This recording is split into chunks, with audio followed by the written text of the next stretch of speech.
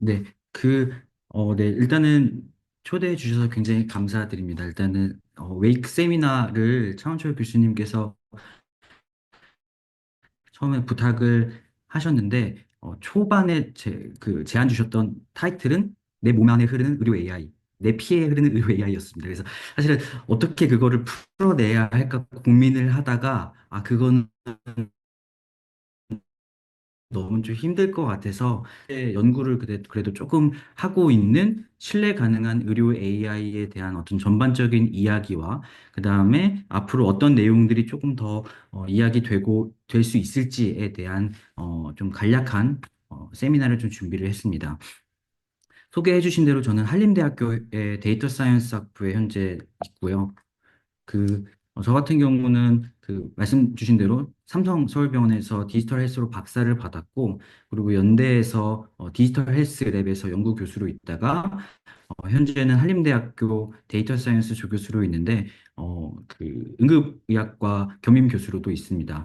그래서 의료 AI 관련된 여러 가지 의료 정보학이나 디지털 헬스를 연구하려고 하고 있고, 그리고 여기 보면은 제가 이런 신뢰 가능한 AI를 어떻게 하다가 이렇게 조금 들어오게 됐는지에 대한 첫 시작인데요. 제가 21년도에 그 싱가포르에 있는 탄톡생 하스피털과 그리고 듀크 NUS라고 하는 곳에서 제가 그 연수를 받았습니다. 거기서 보통 많이 했던 연구들이 인터프리터블 머신러닝이라고 해서 해석 가능한 인공지능 혹은 설명 가능한 인공지능이다라고 이야기하는데 그런 부분을 많이 연구를 하다 보니까 자연스럽게 이 분야로 연구를 하게 되는 것 같습니다.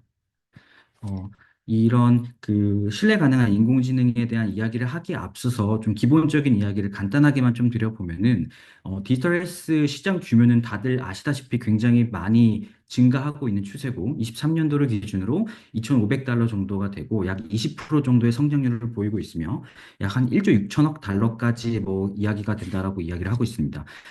이런 여러 가지 요소에는 뭐 노인 인구 증가라든가 만성질환 환자 증가 아니면 모바일 플랫폼의 증가 아니면 LLM에 대한 여러 가지 그 연구들이 이유가 될 수가 있고요. 실제로도 논문의 개수도 굉장히 많습니다. 뭐 연간 10,000건 이상의 연구 결과가 발표되고 있는 상황이고 사실 지금 이 그래프 같은 경우는 제가 그냥 펌웨드에 간단하게 그냥 디지털 헬스 하나만 넣었을 때도 불구하고 이렇게 많이 나오는 상황이지만 인허가를 보면은 아직은 그 데이터의 모델링 그 모델 개발 개수에 따라서 이 인허가의 개수는 못 따라오고 있는 추세입니다. 실제로 보면은 2017년 이후나 돼야지 어느 정도 좀 인허가 개수가 나오고 있는 상황이고 그 중에서도 레디올로지가 거의 대다수고 레디올로지를 제외하면은 많은 연구들이 아직은 개발 단계에만 머물러 있는 상황입니다. 또한 여러 가지 레트로스펙티브한 연구에서는 효과가 있다라고 이야기가 돼도 RCT를 하거나 전향적인 연구를 수행을 해보면은 결론이 없다라고 이야기 나오는 여러 가지 연구들도 많이 나오고 있는 추세고요.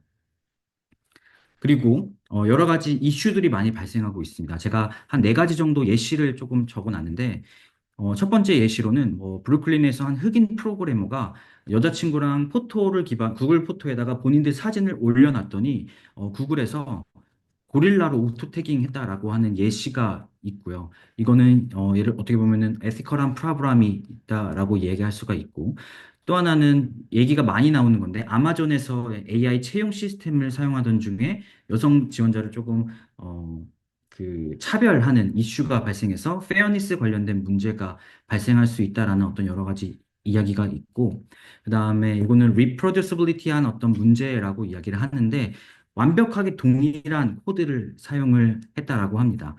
근데 CPU 버전과 그다음에 텐서플로우 버전에 따라서 100% 동일한 데이터와 100% 동일한 코드임에도 불구하고 NLP 문제에서 약 6%까지 결과의 차이가 발생했다라는 리포트가 있기도 하고 그다음에 뭐 예를 들어서 저희가 성인용 모델을 만든다던가 아니면 소아 환자에 맞는 모델을 만들었을 때 잘못 적용을 하면 오류가 발생할 수가 있는데 왜 그런 문제가 발생했는지에 대한 확인이 필수적이나 그런 것들을 확인할 수 있는 여러 가지 요소가 부족할 수가 있습니다. 그래서 이런 것들은 트랜스페런시 문제라고 이야기를 하기도 하고 이런 것들을 조금 해결하기 위해서 저희는 다큐멘테이션이라던가 여러 가지 문서 아니면 버전 관리 이런 것들을 해야 한다라고 이야기를 하고 있는 중입니다. 그래서 이런 것처럼 굉장히 다양한 요소나 이슈로 많은 그 AI 모델들이 활용이 좀 더딘 상황인데 아까 얘기한 대로 모델 개발에만 그치고 있는 상황이고 지금은 기술이 가능한지보다는 기술이 정말로 신뢰 가능한지에 대한 어떤 평가 요소가 굉장히 중요한 요소라고 생각을 합니다. 그래서 지금 여러분 많은 사람들이 좀 관심을 가지고 있는 분야 중에 하나는 AI 어슈어런스라는 건데요. AI 어슈어런스 관련해서는 우리가 AI 모델을 만들고 나서 정확도만 가지고 평가하는 게 맞을까? 정확도가 아무리 높아도 다른 여러 가지 요소에 있어서 문제가 발생할 수가 있는데 그런 여러 가지 문제는 어떻게 우리가 좀 구별을 하고 그다음에 이런 것들을 평가하는 기준은 어떻게 만들 수가 있을까에 대한 어슈런스에 대한 내용이 많이 이야기가 되고 있습니다. 그래서 AI 어슈런스 안에는 많은 요소가 있습니다. AI 리스크도 있고요. AI 세이프티도 있고 fairness, transparency, accountability, 아니면 privacy 등 뭐 explainability 등 굉장히 다양한 요소가 있습니다. 떤 가이드라인에서는 뭐 이걸 10개로 정의하기도 하고 어떤 데서는 4개, 6개 이렇게 굉장히 그 제각각 이걸 제안을 하고 있는 상황입니다. 또한 많은 이 가이드라인에서도 추상적으로 이런 것들을 제안을 하고 있는 상황이기 때문에 어떻게 하면 이거를 좀 구체적으로 이 매저를 하고 구체적으로 이런 것들을 점수를 매길 수 있을까에 대한 부분이 또 한 파트가 되고 있습니다. 개인적으로 제가 아까 잠깐 말씀드렸지만 싱가포르에서 이 리유난 교수와 함께 연구를 많이 했습니다. 이 리유난 교수가 인터프리터블 머신 러닝에 대한 대가인데 여기에서 제안했던 리서치 네트워크가 하나 있습니다. 그래서 FAIR ECM이라고 하는데 FAIR 같은 경우는 Fairness, Accountable, Interpretable 그리고 Responsible한 ECM이라고 해서 Emergency Care and Medicine Study라고 합니다.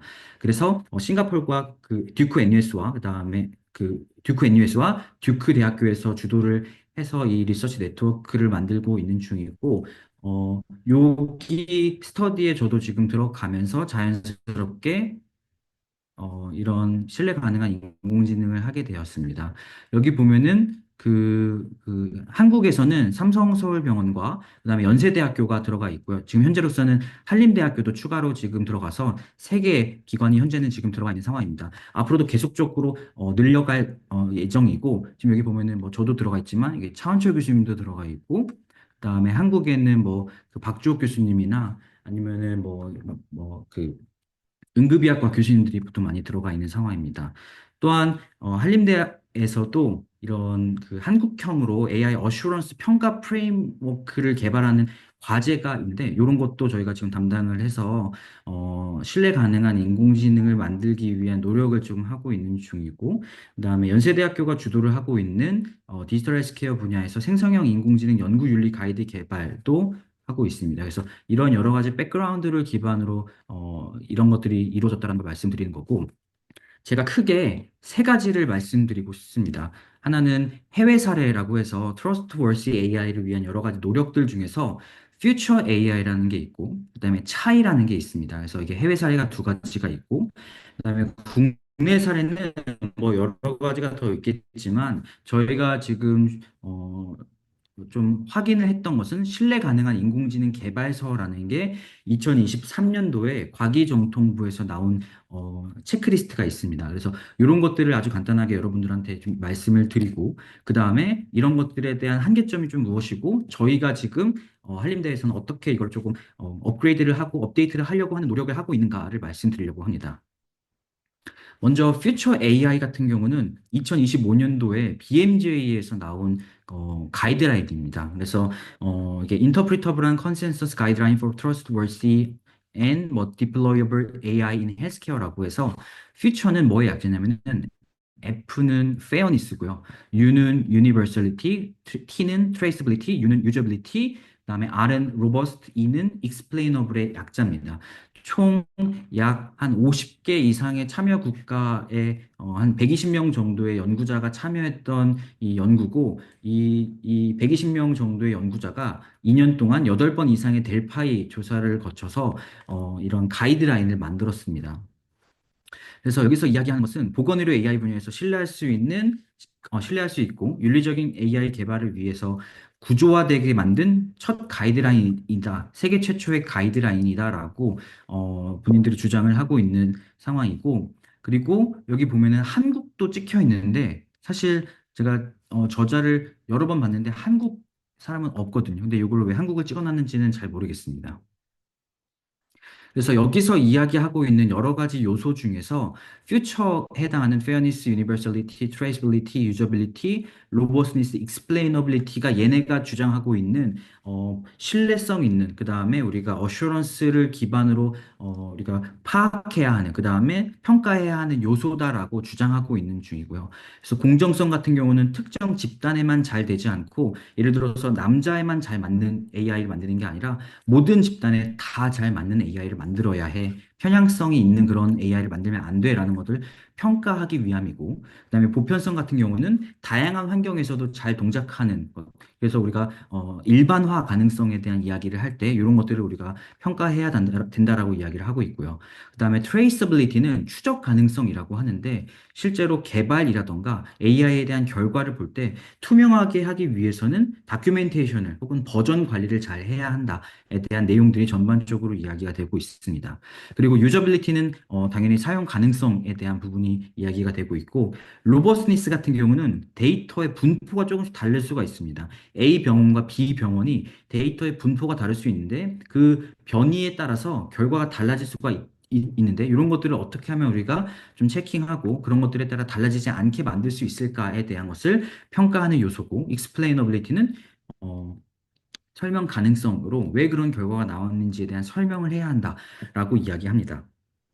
그리고 여기서는 그 사실은 페어니스 안에서도 뭐 이퀴티나 언바이어스, 뭐 다이버시티 여러 가지 요소들을 페어니스라고 코어 프린시플이라고 주장을 하고 있고, 그다음에 유저빌리티라던가 익스플레이너빌리티 안에서도 익스플레이너빌리티 안에 인터프리터빌리티라던가 트랜스페런시가 같이 들어가 있습니다. 그래서 이렇게 자기네들은 이 정의를 했다라고 이야기를 하고 있고요.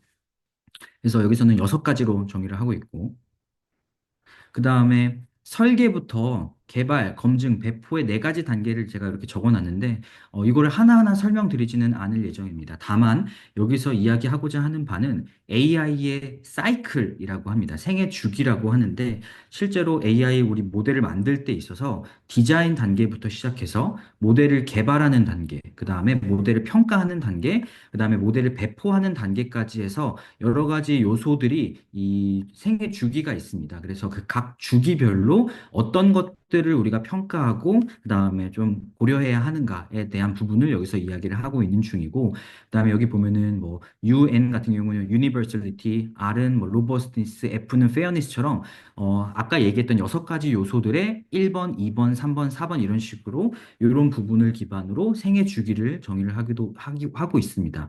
그러면 요 각각에 대한 내용들이 어떻게 이루어져 있는가도 요 연구에는 그 정의가 되어 있는데요.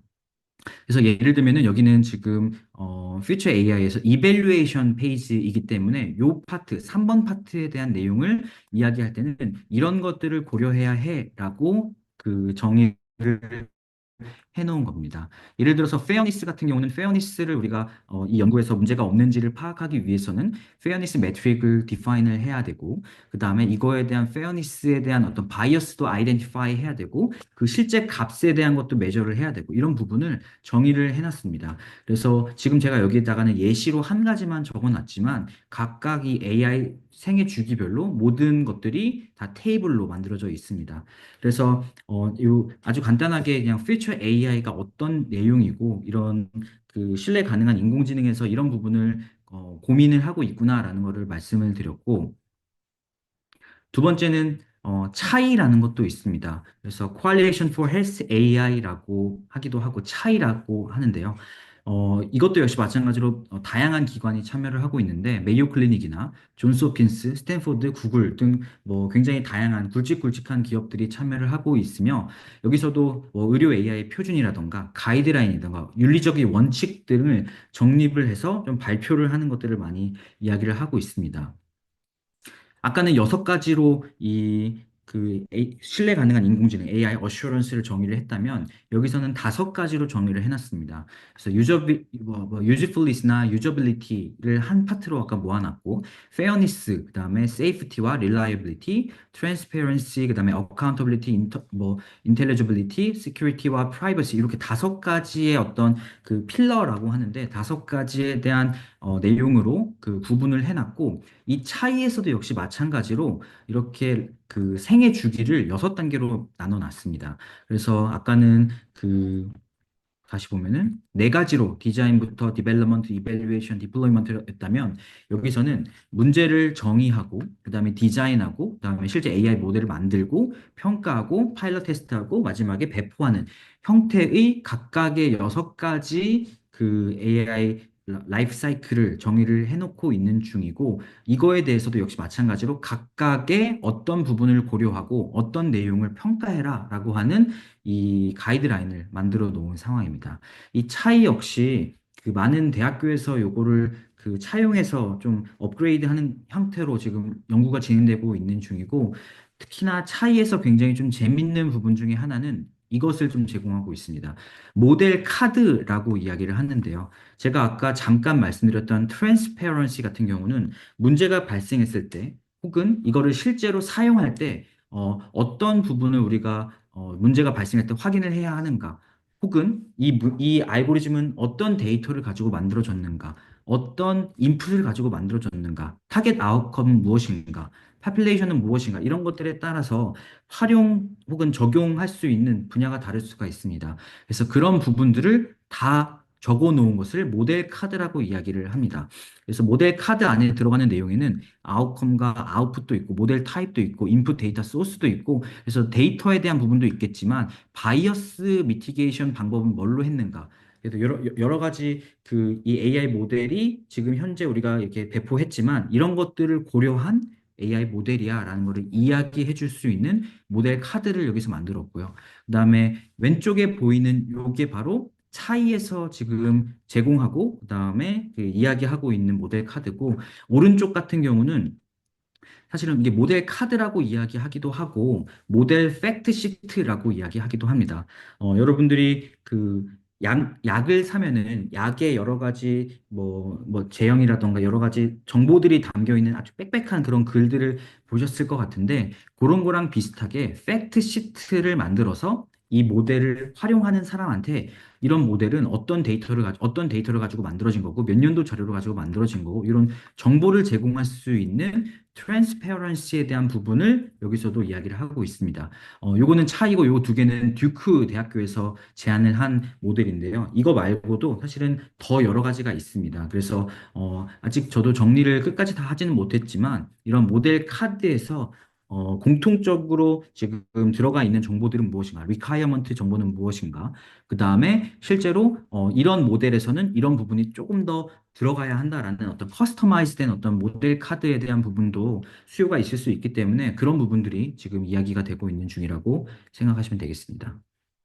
그래서 차이에서는 이런 것들의 특징이 있는 거고, 그다음에 이 차이 같은 경우는 특이하게 워크샵을 굉장히 자주 합니다. 마치 CDM에서 저희가 뭐 매년 혹은 뭐 몇 년에 한 번씩 만나서 같이 워크샵을 하는 것처럼 워크샵을 한 다음에 워크샵 페이퍼를 씁니다. 그래서 실제 홈페이지에 들어가 보면은 워크샵 페이퍼가 다 공개가 되어 있고 각각 내용들이 reliability, monitoring, transparency 아니면 testability 이런 것들이 다 있고, 한 번 워크샵 주제가 이렇게 정해지면은 요번 워크샵 때는 바이어스 그다음에 페어니스에 대한 걸 할 거야라고 하면은 질문들을 몇 개를 거기 올립니다. 그다음에 그 질문들에 대해서 이런 것들을 해결하기 위해서 어떻게 그다음에 어떤 내용으로 우리가 좀 이걸 대응을 하면 좋을까를 다 같이 한 몇십 명이서 모여서 서로 발표도 하고 이런 것들을 워크샵을 하기 때문에 한번 읽어보시면 되게 내용이 좋아서 추천을 드리고, 그다음에 역시 마찬가지로 블루프린트도 여기서 만들어 놓은 게 있기 때문에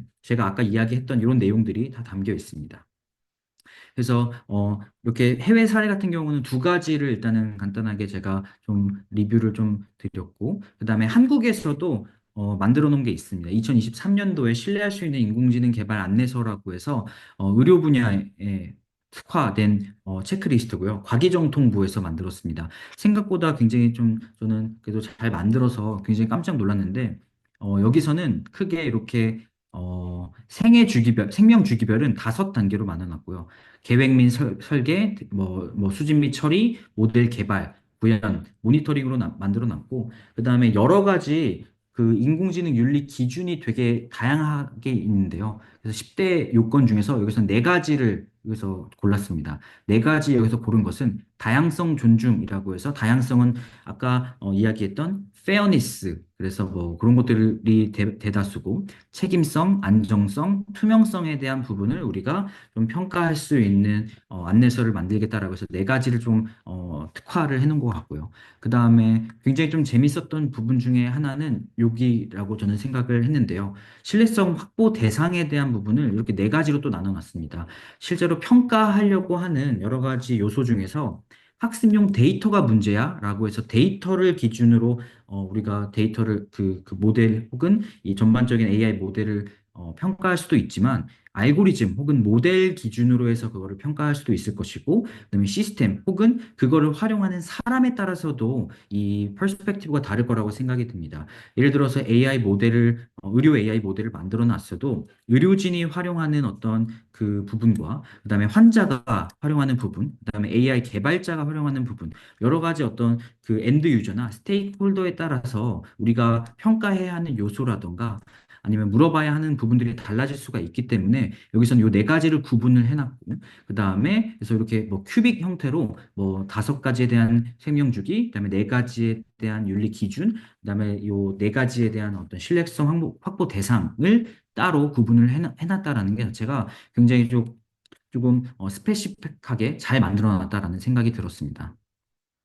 그래서 체크리스트가 이렇게 생겼습니다. 그래서 아까 얘기한 대로 생명 주기가 뭐 개인이 설계에서는 이런 것들을 질문을 해서 yes or no 혹은 뭐 NA라고 이거를 체크를 하도록 만들어 놨고 그다음에 뭐 각각에 대해서 요구 사항들이 총 15개가 있는데요. 뭐 예를 들어서 계획 및 설계에서는 요구 사항이 하나, 둘, 세 가지가 있고 첫 번째는 인공지능 시스템에 대한 위험 관리 계획 및 수행에 대한 부분은 책임성과 투명성에 관련된 그런 질문들 혹은 체크리스트야. 요구사항 2 같은 경우는 거버넌스 체계 구성인데 요거는 모두에 해당하는 거야. 이런 식으로 다양성 존중, 페어니스 관련해서는 요구사항 2, 6, 8, 11 이런 식으로 이거를 좀 확인을 할 수 있게끔 해놨고 그다음에 뭐 책임성 같은 경우는 이런 것들. 그래서 이렇게 잘 정리를 해놨고요. 그다음에 또 하나 특징 중에 하나는 뭐냐면은 여기서는 그 인공지능 신뢰성 인증이라는 것을 제공을 하고 있습니다. TTA인데 그래서 Certification of AI Trustworthiness라고 해서 인공지능 신뢰성 인증을 얘네가 해줍니다. 그래서 어떻게 해주냐면은 AI 모델을 만들고 그다음에 신청서를 제출을 하면은 이런 여러 가지 이 절차를 기준으로 해서 이걸 통과를 하고 나면은 너네들의 모델은 AI 모델로서 신뢰성이고, 그다음에 AI 어슈런스 관련해서도 큰 문제가 없는 그런 AI 모델이야라는 거를 인증을 해줍니다. 그래서 최근 들어서 그 국가 과제에서도 그냥 단순하게 AI 모델 정확성만 이야기하는 것이 아니라 인허가라던가 뭐 그런 단계에 있어서 신뢰성 있는 인공지능에 대한 부분을 검증하라고 하는 파트들이 계속 나오고 있는 추세라서 이런 부분을 한번 고려해 보는 것도 방법이고요. 그 다음에 제가 여기다가 그 홈페이지 하나를 넣어 놨는데요. 이거 잠깐만 한번 좀 해보겠습니다. 잠시만요. 여기 보면은 여기에 들어가 보면은 인공지능 신뢰성 센터라고 해서 이렇게 신뢰성 자가 검증이라는 게 또 나옵니다. 여기 그럼 들어가 보면 밑에 가 보면은 신뢰성을 검증하고자 하는 분야를 선택을 할 수가 있는데 예를 들어서 일반 의료 자율주행 공공 이렇게 되는데 저희는 아마 의료 쪽 그래서 아까 의료에 관련된 내용이었고 생명 주기를 뭐 6가지 단계 5가지 단계였죠. 그래서 계획 및 설계부터 데이터 수집 및 처리, 그다음에 인공지능 모델 개발, 시스템 구현, 그다음에 운영 및 모니터링까지 해서 5가지 단계로 이 검증을 할 수가 있고 예를 들면은 제가 한 가지만 좀 선택을 해보겠습니다. 계획 및 설계를 선택을 하고 신뢰성 검증을 시작을 하면은 여기서 아까 저희가 봤던 여러 가지 체크리스트가 이렇게 구현되어 있습니다. 그래서 파악하였는가? 그래서 yes, 뭐 이렇게 no, yes, 뭐 얘네 이렇게 이런 식으로 우리가 보면서 yes, yes, no, no 이런 식으로 좀 평가를 할 수 있고 그냥 제가 그냥 무작위로 한번 해보겠습니다. 일단 하고 결과 보기를 해보면은 사실은 지금 이 내용이 계획 및 설계만 클릭했기 때문에 이렇게 되는 거고 원래는 5단계가 쭉 있습니다. 결과를 보면은 되게 재밌는 거는 이렇게 점수를 매겨줍니다. 그래서 지금 현재로서 계획 및 설계에서 AI에 대한 어떤 신뢰성 검증을 해보면은 점수는 54점이야 라고 이야기를 하고 있는 중이고, 그 다음에 가중치도 이렇게 이야기를 하고 있습니다. 그래서 가중치 같은 경우는 제가 사실 요거를 아까 미리 한번 좀 해봤는데요. 이렇게 제가 그냥 다섯 개를 다 한번 클릭해보고 예스 노 예스 노 그냥 아무렇게나 해서 해본 겁니다. 그래서 보면은 가중치가 이렇게 나올 수가 있는데 사실 이 가중치는 제가 볼 때는 여전히 좀 업데이트가 될 수 있을 법한 내용이고 왜냐하면은 이 가중치가 단순하게 전체 검증 항목 수 중에 단계별 검증 항목 수를 기준으로 이게 가중치를 만들어 놨기 때문에 어떻게 하면 이 가중치를 더 잘 만들 수 있을까에 대한 부분은 아마 좀 더 고민이 필요할 것 같긴 합니다. 그래서 저희가 좀 생각해 봤던 것은 실제로 전문가들에게 이런 델파이 조사처럼 이 각각 생명 주기에 대한 중요성을 좀 평가하게 만들고 그 중요성에 대한 중요도를 가지고 이 가중치를 만들어 주는 것도 방법일 것 같고 그다음에 사실 요거는 아직도 좀 연구를 해야 하는 분야라고 생각을 합니다. 그래서 하지만 여기서는 일단은 아주 심플하게나마 이런 통합 점수를 좀 만들어 주는 것도 만들어 놨고요. 그다음에 이렇게 레이더 차트로서 어디가 지금 실제로 잘 되고 있고 어디가 안 되고 있는지 이런 부분도 잘 볼 수 있게끔 리포트를 좀 제공을 하고 있습니다.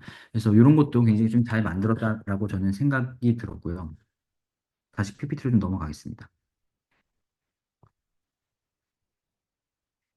잠시만요. 네. 그래서 저희가 지금 세 가지 정도 퓨처 AI와 그다음에 차이와 신뢰 가능한 인공지능 개발서를 세 가지를 말씀을 드렸는데 그래서 지금 어떤 내용들이 더 논의가 되고 있는 중이고 그다음에 어떤 게 좀 넥스트의 어떤 내용일까라고 좀 생각을 한번 해보았습니다. 그래서 저희 한림대 같은 경우는 지금 유메스라고 해서 유니버시티 오브 매사추세츠 팀과 그다음에 신시내티 팀과 AI 어슈런스 런칭을 하기 위해서 계속적으로 미팅을 한 1, 2주에 한 번씩 하고 있습니다. 그래서 지금 여기 보이시는 분이 아드리안 자이라고 하는 분인데 이분이 유메스에서 AI 어슈런스를 좀 리딩을 하고 계시는 분이고 요번에 어디야? 의료정보학회에 한국에 오셔서 키노트 스피커로 AI 어슈런스 관련된 이야기를 해주실 예정이십니다. 그래서 한번 관심 있으신 분은 한번 들어오셔서 들어보셔도 될 것 같고요. 그래서 저희가 지금 그 유메스 팀과 하고 있는 내용 중에 하나는 뭐가 있냐면은 이 유메스에서는 차이를 기반으로 이 AI 어슈런스를 만들고 있는 중이라서 차이와 그다음에 지금 저희가 방금 이야기했던 신뢰 가능한 인공지능 개발서를 비교를 해서 어떻게 우리가 좀 이걸 업데이트하고 업그레이드 할 수 있을까에 대한 부분을 논의하고 있는 중입니다. 그래서 좀 비교를 한번 해봤는데 핵심 원칙 같은 경우는 차이는 아까 얘기한 대로 투명성, 안정성, 보안, 프라이버시, 공정성, 뭐 유용성 이런 것들이 들어가 있고 그다음에 신뢰 가능한 인공지능 개발서에는 네 가지인데 다양성, 책임성, 안정성, 투명성이 들어가 있지만 사실은 요 네 가지밖에 없기 때문에 이걸 좀 더 확장하고 좀 빠져 있는 부분을 우리가 채워 넣을 수가 있을 것이고 AI 사이클에 있어서도 좀 차이가 있습니다. 그래서 여기서는 6가지 단계로 했지만 여기서는 5가지 단계로 해서 좀 차이가 있을 수가 있고 파일럿 테스트가 여기서 좀 있냐 없냐의 차이고요. 그 다음에 차이에서는 여기 제가 담아놓지는 않았지만 두 단계로 이 AI 사이클을 구분하기도 합니다. 예를 들면은 디플로이먼트 전과 디플로이먼트 후를 가지고 AI 사이클을 이 구분을 하기도 하고, 그다음에 평가 방식을 보면은 차이 같은 경우는 아까 보면은 아시겠지만 정성적인 평가를 좀 주로 하고 있습니다. 그러다 보니까 어떤 적용 난이도가 굉장히 높을 수밖에 없고, 다만 이 신뢰 가능한 인공지능 같은 경우는 체크리스트로 만들어 놨기 때문에 조금 쓸 수는 있겠지만 좀 깊이 있는 평가가 조금 어려울 수 있어서 실제로 정령적인 것과 정성적인 것에 대한 혼합 방식으로 그 다음에 지금 보면은 여기서는 체크리스트가 yes, no question밖에 없습니다. 그래서 그 바이너리이지만 조금 더 다항목 스코어링 시스템을 좀 제한을 하는 것도 한 가지 방법이 될 수가 있을 것이고, 그다음에 특이점 같은 경우는 아까 본 대로 차이 같은 경우는 모델 카드를 제시를 하고 있다는 게 굉장히 좀 재밌는 파트였고, 그다음에 신뢰 가능한 인공지능 같은 경우는 이런 서리피케이션을 줄 수 있고 리포트를 줄 수 있다라는 것 자체가 굉장히 큰 차이점이라고 생각이 듭니다. 그래서 이런 여러 가지 좀 비교를 통해서 저희가 어떤 것들을 좀 더 그 이야기를 할 수 있을지를 계속적으로 논의를 하고 있는 중이고, 그래서 이건 예시를 하나 좀 들어놓은 건데, 제가 하이라이트를 하나만 쳐놨는데, 예를 들면은 질문 중에 이런 게 있습니다. 인공지능 거버넌스를 위한 조직은 충분히 훈련된 인력으로 구성하였는가에 대한 이 체크리스트인데요. 사실은 굉장히 좀 추상적일 수가 있고, 이게 충분히 훈련됐다라는 것도 굉장히 좀 어려운 정의일 수가 있기 때문에, 우리가 조금 더 구체적이고 메저러블한 어떤 요소에 대한 부분이, 메저러블한 어떤 파트를 어떻게 만들 수 있을까가 굉장히 좀 앞으로 나아가야 할 단계라고 생각을 합니다. 근데 이 메저러블한 어떤 요소는 제가 좀 많은 분들한테도 어슈런스를 하시는 많은 분들한테도 좀 물어보고 있는 중인데도 여전히 메저러블한 것을 잘 정의하는 것이 여전히 가장 큰 이슈다, 챌린지한 부분이다라고 이야기를 하고 있습니다. 그래서 저희 쪽에서는 어떻게 좀 이런 것들을 좀 메저러블한 파트를 하려고 좀 노력을 하고 있냐면, 예를 들면은 왼쪽에 보이시는 여러 가지 이런 척도들이 다 페어니스 관련된 척도입니다. 그래서 예를 들면은 뭐 여기 보면 equalize odds라던가 아니면은 뭐 across parity 아니면 뭐 NPV parity 이런 식으로 요 수치들이 실제로 나올 수가 있거든요. 지금 여기 밑에 보이는 값들이 1에 가까울수록 실제로 이 여러 가지 페어니스에 대한 문제가 없다라고 이야기를 합니다. 지금 이 예시 같은 경우는 성별을 제가 페어니스의 어떤 그 변수로서 정의를 하고 그 다음에 한번 수치를 돌려봤던 건데, 이렇게 실제로 수치화할 수 있는 여러 가지 요소들을 저희가 좀 찾아보고 이런 것들을 어떻게 하면은 평가 요소에 우리가 만들어낼 수 있을까를 계속적으로 고민을 하고 있습니다. 그리고 오른쪽에 보이시는 이 그림은 C 바이어스라는 패키지 이름인데요. 아까 처음에 제가 소개해드렸던 리윤한 교수 팀에서 이거를 제안을 했습니다. 이것도 역시 마찬가지로 뭐 이퀄라이즈 뭐 오즈라던가 아니면 TPR 이거는 True Positive Rate라던가 False Positive Rate처럼 페어니스에 대한 문제가 얼마나 있는가를 시각적으로 그다음에 수치적으로 나타내 줄 수 있는 그런 패키지를 개발을 했고, 이런 식으로 우리가 조금은 메저러블하게 이런 평가 요소를 개발할 수 있지 않을까에 대한 것을 이야기하고 있는 중입니다. 그 다음에 또 다른 어떤 그 페어니스에 대한 평가 요소로서 요거는 인디비주얼 레벨 페어니스를 평가하는, 매저하는 알고리즘을 저희가 좀 제안을 했던 건데요. 예를 들어서 실제로 이 페어니스에 대한 이야기를 할 때 성별에 따라서 다르면 안 된다라고 해서 여기는 젠더를 적어놨지만, 성별뿐만이 아니라 굉장히 다양한 요소를 정의할 수 있습니다. 뭐 성별이 아닌 뭐 나이도 뭐 65세 이상과 이하 이렇게 얘기할 수도 있고, 혹은 뭐 여러 가지 보험이라든가 그 인종 이런 것들도 다 정의할 수가 있는 상황입니다.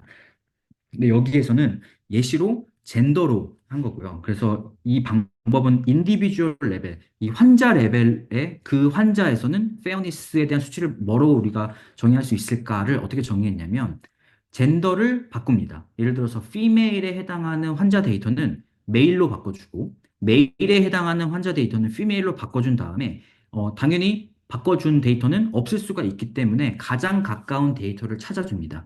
그 다음에 실제로 바꾸기 전 데이터와 바꾼 다음에 가장 가까운 데이터를 기반으로 아웃컴 확률을 구해주고, 그거에 대한 디퍼런스를 저희가 이런 인디비주얼 레벨 페어니스라고 정의를 했습니다. 그래서 인디비주얼 레벨 페어니스의 어떤 요소가 가장 크게 작용하고 있는지에 대한 이런 오즈 레이쇼 이런 것도 할 수가 있기 때문에, 이런 그 메저러블한 평가 요소 개발의 한 예시로 볼 수 있고, 또 하나는 uncertainty를 어떻게 하면 우리가 좀 데피니션을 좀 만들 수 있을까라고 생각을 해봤을 때, 예를 들어서 부트스트래핑 샘플링을 기반으로 해서 같은 데이터를 기반으로도 여러 테스트 데이터를 우리가 좀 수행을 해본 다음에 prediction probability를 좀 베리에이션을 우리가 만들어낼 수가 있습니다. 그래서 같은 형태라 하더라도 우리가 이런 차이가 날 수가 있는데 이런 차이가 어디에서 나올 수가 있는가를 좀 구분을 하고 하려면은 아웃라이어가 어떤 변수에 있는지에 따라서 이런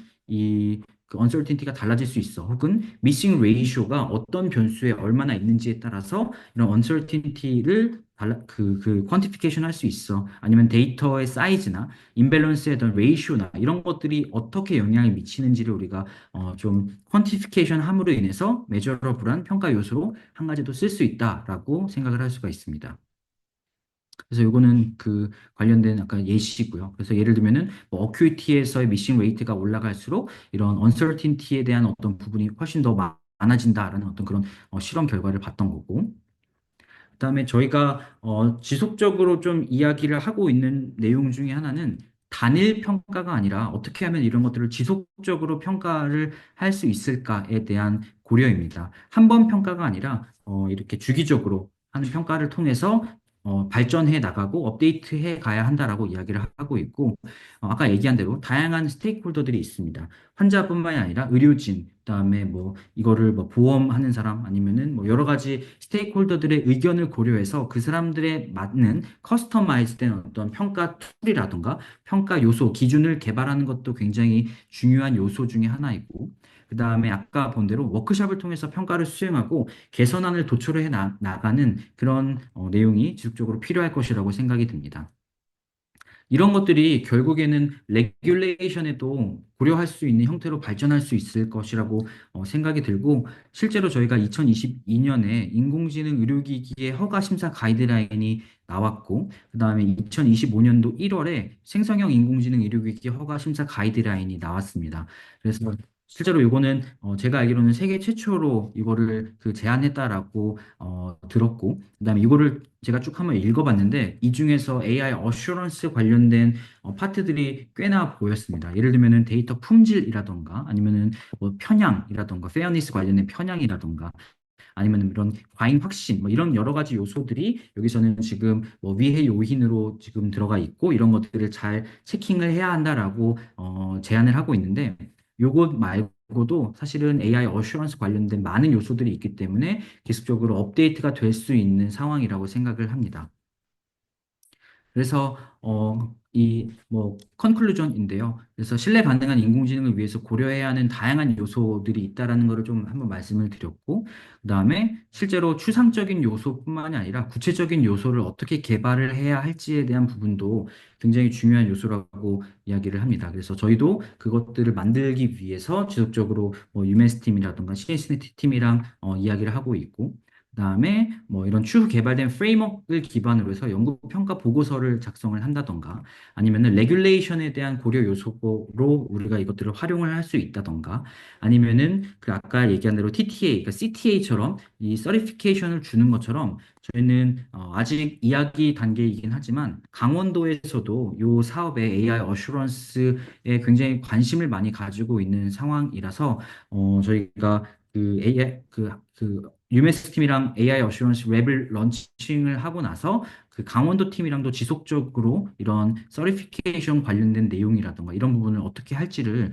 계속적으로 이야기를 하고 있는 상황입니다.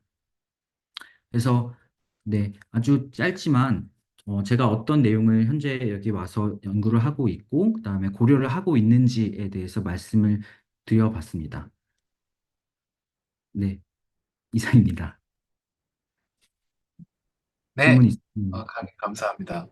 네, 근데 저기 짧은 시간 안에 저는 오히려 좀 어떻게 보면은 그 스페시픽한 개발 사례들을 말씀해 주실 줄 아는데 이제는 그거는 이미 다 했고 음, 이제 어떻게 잘 쓸 수 있는지 그러니까 잘 쓰기 위한 그 세팅은 어떤 건지 이런 것들 잘 정리해 주셨어요.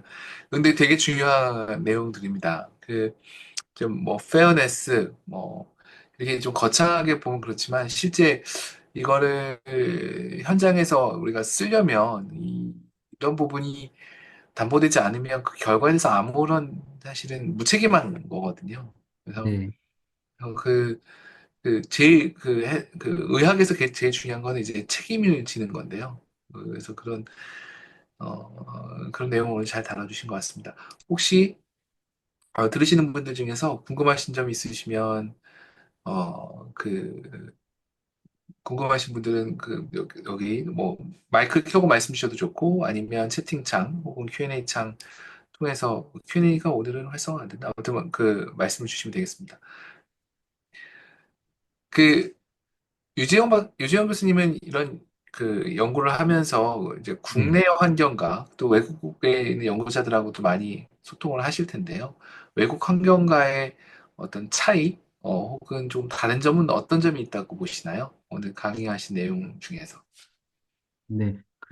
약간 이 외국 연구자들이랑 얘기할 때 보면은 사실 굉장히 좀 오픈 마인드인 것 같습니다. 뭐 예를 들어서 새로운 것들을 받아들이는 것도 뭐 예를 들어서 저희가 이런 부분도 우리는 고려하고 있으면은 본인들의 어떤 가이드라인이 있음에도 불구하고 그런 것들을 뭐 업데이트하고 업그레이드 하는 거에 대해서 굉장히 오픈이 된 것 같아서 사실은 같이 뭔가 새로운 거를 제안하기에 굉장히 조금 좋았던 것 같습니다. 국내는 그거보다는 접근하기가 좀 어려운가요? 제가 아직 국내 팀이랑은 요거를 얘기를 아직 해본 적이 많이 없어서 사실 아까 얘기했던 그 신뢰 가능한 인공지능 그 개발서를 그 팀이랑 했던 건 아니고 제가 그거를 보고 그냥 공부해서 이렇게 좀이 유메스 팀이랑 같이 협업하고 있는 중이라서 나중에 저희가 그 한림대에서도 그거를 개발하신 분들을 좀 초청해서 좀 이야기도 나누고 할 예정입니다. 근데 아직은 그렇게 좀 긴밀하게 이야기를 많이 해보지는 못했습니다. 혹시 제가 말씀 나눈 중이어도 다른 궁금하신 점 있으면 질문을 부탁드립니다. 그, 그, 네. 네. 김정은 선생님이 의학은 책임을 지는 일이라고 말씀해 크게 공감합니다. FDA 승인이 양쪽으로 볼 때 디지털 헬스 연구 증가를 반영 못한다고 하셨는데, 만일 트루스워스 AI, 트루스레스 AI가 대결 양상을 가지게 된다면 규제가 많아질 수밖에 없는 전자가 알고리즘에서 경쟁력을 가질 수 있을까요? 네. 재밌는 질문인데?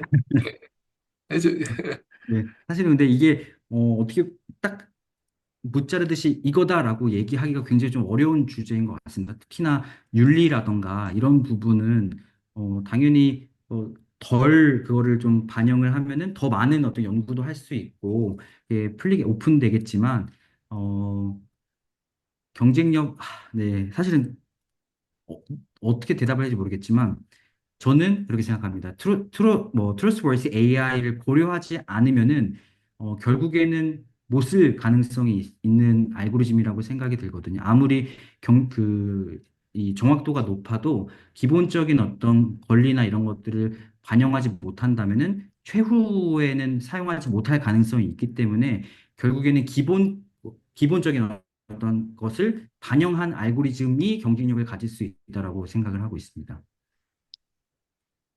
저는 적인 대답이라 아니, 죄송합니다. 아닙니다. 그게 현실에서 동떨어진 얘기가 아니라고 생각을 하고요. 현실에서 저희가, 우리나라 지금 인허가 된 알고리즘이 한 200개쯤 되나요? 이제 예전에 한 2년 전쯤엔 150개였는데, 제가 정확하게 여기 아시는 분보다 더 잘 아시는 분이 있으실 것 같아요. 굉장히 많습니다. 그런데도, 현장에서 쓰이는 알고리즘 굉장히 일부에 불과하고요. 근데 여기에 뭐 수가가 없고, 뭐 비용이 없고, 뭐 의료에서 너무 보수적이고 여러 가지 다 원인이 되는 거 다 일정 요소 있습니다.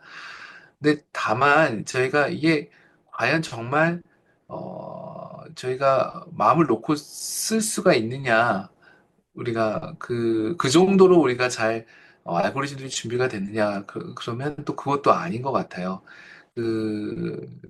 제가 이제 심사평가원이나 이런 곳에서도 이제 이런 걸 일부 심사하는 소위원회에 참석을 하고서 보면은 우리가 뭐 혁신 제품이라든지 혁신 의료기기죠, 혹은 신의료기기 등으로 해서 이제 저는 이제 FDA, 뭐 코리안 FDA 이전이나 아니면 뭐 직후에 이제 그런 걸 보는데, 글쎄, 더 면밀한 우리가 그런 접근이 필요하지 않을까라는 생각이 많이 듭니다. 그게 현재 많이 안 쓰이는 게 그거에 대한 반증이 아닐까 이렇게 생각이 듭니다. 네. 다음은 또 두 번째 질문입니다. 강의 잘 들었습니다. 국내에서 인공지능 기반 의료기기 소프트웨어들이 많이 만들어지고 있는데요. 허가의 관점에서 실제로 제도가 신설되어 적용될 만한 가능성이 있을까요? 아마 오늘 말씀 주신 내용들이 허가 상황에 어떻게 네. 반영될 수가 있을 것인지에 대한 그런 질문이신 것 같아요. 네. 그래서 사실은 여기 생성형 인공, 이거는 사실은 그냥 딱 인공지능만 가지고 이야기한 건 아니고 생성형 인공지능에 대한 어떤 내용이긴 하지만 실제로 그 가이드라인 안에 보면은 이렇게, 이 허가의 관점에서 이런 부분을 우리가 체크해야 한다라고 이야기를 하고 있습니다. 그래서 아마도 이것들이 계속적으로 업데이트가 되면은 방금 말씀해 주신 내용대로 이런 허가의 관점에서도 이런 여러 가지 그 제도가 신설돼서 적용할 가능성이 전 충분히 높다라고 생각을 하고, 그다음에 아까 차은철 교수님께서 말씀해 주신 대로 여전히 이 정확성에 기반해서 이런 알고리즘을 평가하는 것이 지금 현실인데, 그런 것들을 넘어서 어떻게 하면 우리가 이렇게 좀 더 신뢰 가능한 거를 만들까가 지금의 추세이기 때문에 앞으로 더 이런 그 가능성이 높아질 거라고 저는 생각을 하고 있습니다. 그래서 저도 이 부분을 계속 공부를 하려고 하고 있는 중입니다. 네. 예, 그 답변 감사합니다. 그 질문이 또 한 가지, 전익찬 선생님께서 강의 잘 들었습니다. 의료 이미지 생성 알고리즘 관련 허가와 평가에 대한 진행 사항에 대하여 소개를 부탁드립니다. 라고 하셨습니다. 의료 이미지 생성 알고, 요거 말씀하시는 걸까요? 아마 저도 사실 질문이 좀 어렵긴 한데요. 네. 그 아마 생성 알고리즘 관련된 질문으로 좀 일반적으로 대답을 주셔도 좋을 것 같습니다. 이미지 생성 관련돼서 특별하게 경험이 더 있지 않으시잖아요. 네. 네. 아마 이 질문에 대한 부분이 좀 요거 생성형 네. 인공지능에 대한 네. 어떤 가이드라인에 대한 내용을 이야기를 해주신 것 같은데, 요거를 한번 읽어보시면은 여기서 어떤 내용들을 담고 있고, 그다음에 어떤 내용들이 그 여기서 지금 그 주안점인지를 짧거든요. 제 생각엔 1시간 정도면 읽을 수 있는 것 같습니다. 한 2, 30페이지 정도 되는데 글씨 크기가 엄청 커서 요거 아니, 내용을 설명하다니까 글씨 크기를 해주시면 이게 네. 요거를 제가 완벽하게 지금 정리를 못한 상태라서 네. 저도 가장 그 중에서 이전과, 그러니까 비생성형 인공지능하고 대별되는 특징은 뭐가 있었나요? 뭐 예를 들어서 뭐 여러 가지 요소 중에서 그 뭐 할루시네이션이라던가, 특히나 뭐 인풋 데이터, 그러니까 생성형 AI 같은 경우는 그 똑같은 인풋을 넣는다 하더라도 다른 아웃풋이 만들어질 수 있는 가능성이 있기 때문에 그런 부분에 대한 것도 여기서는 평가를 해라, 이런 여러 가지 그 권고안도 있고요. 그다음에 그 트랜스페런시를 어떻게 하면은 여기서 좀 그 할 수 있을까, 볼 수 있을까에 대한 여러 가지 권고안도 같이 만들어 놨고 해서 이전이랑 좀 비슷하긴 하지만 그거를 조금 더 업그레이드한 여러 가지 내용들이 실려 있는 것 같습니다. 네. 감사합니다. 마지막 질문 넘어가겠습니다. 저희가, 네. 그, 박상준 선생님께서, 말씀 주셨습니다. 내용이 긴데요. 음, 연구에 그치지 않고 의료 현장에서 쓰이려면 페어네스, 이퀄리티 등 중요한 부분이라는데 동의하시고, 근데 이 인종적 구성이 우리가 다민족으로 섞여져 있지 않아서 그런 부분의 연구가 해외에 비해서 상대적으로 적게 되고 있는 것 같습니다. 근데 특히 이제 이퀴티의 부분에 또 집중하시는 것 같은데요. 그런 점이 저희가 이런 연구가 해외보다 좀 미진한 건 아닌지 어떻게 네. 생각하시는지 그 질문이신 것 같아요. 네. 네, 일단은 제가 이해한 바로는 이런 페어니스나 이퀄리티 같은 관련된 경우에는 뭐 다민족 아니면 다인종 이런 경우에 많이 이거를 좀 실험을 할 수가 있는데, 한국 같은 경우는 한국인밖에 거의 없기 때문에 그런 부분에 있어서는 조금 제한이 있는 거는 맞습니다. 다만 사실은 보통 페어니스를 이야기할 때 우리가 이 프로텍티브 베리어블이라고 하거든요. 어떤 변수에 따라서 이게 그 집단이 다르게, 예를 들어 성별이라면 성별, 아니면 인종, 이런 것처럼 그런 프로텍티브 베리어블 중에서 저희 나라 같은 경우는 인종은 잘 연구를 안 하는 것 같고, 성별이라던가 아니면은 뭐 예를 들어서 그 사람의 어떤 뭐 학위 막 이런 것도 있는 것 같고요. 그다음에 나이를 가지고 이야기하는 경우도 있고, 그다음에 대다수의 다른 연구들 같은 경우는 그 외국에 있는 연구들 같은 경우는 인종에 따라서 엄청 이야기를 많이 합니다. 또한 그리고 제가 여기서 아까 보여드렸던 경우도 미믹 자료 가지고 했던 거거든요. 한국 자료만 가지고는 성별밖에 볼 수가 없기 때문에 좀 다양한 요소들을 보기 위해서는 여전히 좀 한국보다는 외국 자료를 활용하는 게 조금 더 가능성이 높기는 한 것 같습니다. 네. 저희, 어, 저희가 그 다민족이 아니었었죠. 저희는 아, 그때 이제 다민족 나라가 되어가고 네. 향후에 인구 절벽으로 인해서 이건 큰 문제이라고 생각합니다. 당장 그 미래를 보지 않더라도 저희 알고리즘이 뭔가 스케일을 갖다 구축하기 위해서 해외로 발전해야 되는데 심지어는 이제 몇 개 큰 병원들 위주로 구축된 데이터를 기반으로 만들어진 것들은 전체 이제 제너럴 파퓰레이션 쓰는데 한계가 분명하게 있다고 생각을 합니다. 그 한계를 일단 인식을 잘 하고 그 한계가 미친 영향을 저희가 잘 분석을 한 다음에 또 그쪽으로 해결 방법을 찾아야 될 것 같아요. 해외 유수 기관들에 대해서는 이런 지점을 인지를 하고 있고 그걸 극복하기 위해서 다양한 노력을 전개하고 있는 것 같습니다. 그래서 약간 국가와 국가, 기관과 기관 간에 어떤 데이터를 어떤 식으로 하든 이런 어, 이퀄리티 프로블럼이라든지 바이어스 프로블럼을 데이터로 인한 문제를 해결하기 위한 노력을 하는데요. 저희도 그런 노력이 앞으로 많이 필요하다고 생각이 됩니다. 네, 네, 오늘 긴 시간 아주 중요한 인사이트를 주신 주영 교수님 다시 한번 네, 감사의 말씀을 드립니다. 네, 제가 또 잠깐 공지를 드리면, 저희가 다음은, 한 주를 저희가 쉬고, 그 다음 주 5월 26일, 오후 4시부터 5시까지 같은, 저희가 통해서, 이번에는 저희 미래의학연구원 삼성 유전체 연구소 교수이기도 하시고, 성균관대 삼성유형외과 디지털사학과 교수이기도 하신 주윤정 교수님을 모시고, DNA, 브레인 이미징, EHR, 소셜 인바이러멘탈 이것도 다 데이터에 대한 얘기네요. 그거를 환자를 어떻게 360도로 볼 수 있는지에 대한 인사이트를 들을 수 있는 시간을 마련을 했습니다. 어, 많이 참석해 주시고 또 오늘 강의 이후에 피드백 구글 폼 통해서 많이 좀 부탁을 드리겠습니다. 저희가 열심히 고민해서 더 좋은 시간들 또 좋은 유지영 교수님 같이 좋은 강사분들 모시도록 하겠습니다. 그리고 지난 강의는 오른쪽 보이시는 QR 통해서 강의 재시청이 가능하시니까 역시 지난 강의를 듣고도 도움이 되셨으면 좋겠고 저희한테 좋은 피드백도 부탁을 드리겠습니다. 그럼 오늘도 늦은 시간까지 열심히 공부하신 여러분들께 또 화이팅 외치고 또 감사의 말씀 드리면서 오늘 웨이크 세미나 시간을 마무리하도록 하겠습니다. 수고 많으셨습니다. 유재영 교수님 수고 많으셨습니다. 네, 고생했습니다. 마치겠습니다.